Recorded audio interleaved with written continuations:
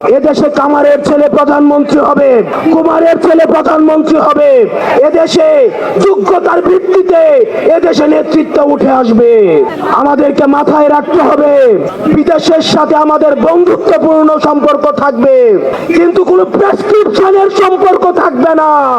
আমরা দীর্ঘ ১.৫ দশকের আওয়ামী জাহিলিয়াতের শাসনের পরে আজকে আমরা মুক্ত বাংলাদেশে সেই সংসদ ভবনকে আমরা ফ্যাসিবাদ মুক্ত করেছি, সেই সংসদ ভবনের সামনে আমরা গণতান্ত্রিক প্রক্রিয়ায় সেই সংসদ ভবনে যাওয়ার জন্য আজকে আমরা মানিক মিয়া এভিনিউতে এসে দাঁড়িয়েছি।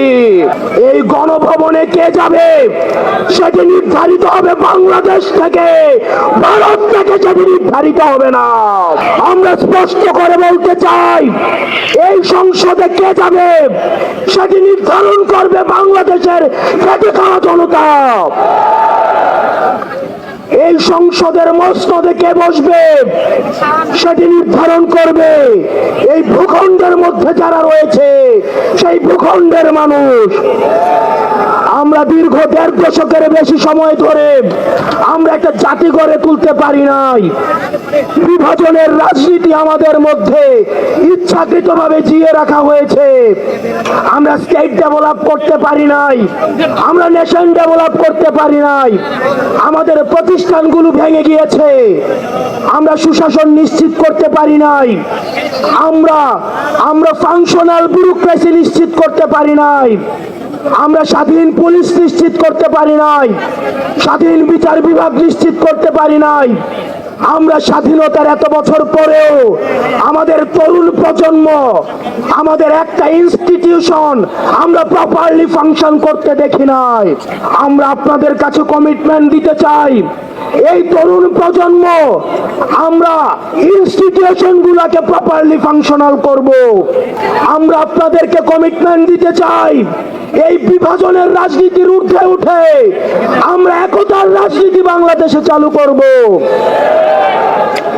আমরা স্টেট ডেভেলপ করব। আমরা এই ভূখণ্ডের অধিকার আমরা আদায় করতে পারি নাই। আমাদেরকে মাথায় রাখতে হবে, বিদেশের সাথে আমাদের বন্ধুত্বপূর্ণ সম্পর্ক থাকবে, কিন্তু কোনো প্রেসক্রিপশনের সম্পর্ক থাকবে না। আমরা স্পষ্ট ভাষায় বলতে চাই, আমাদের যখন একটা ছেলে রাস্তায় রক্ত দেওয়া শিখে গিয়েছে, আমাদেরকে কেউ রক্ত দেওয়া থেকে থামায় রাখতে পারবে না।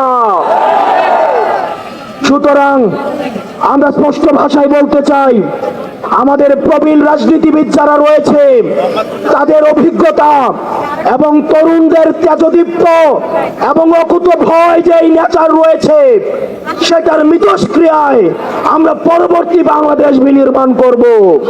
আমরা যতদিন না পর্যন্ত আমরা নিশ্চিত করতে চাই এদেশ থেকে পরিবারতন্ত্র এদেশ থেকে কবরস্থ হয়েছে, এদেশে কামারের ছেলে প্রধানমন্ত্রী হবে, কুমারের ছেলে প্রধানমন্ত্রী হবে, এদেশে যোগ্যতার ভিত্তিতে এদেশে নেতৃত্ব উঠে আসবে।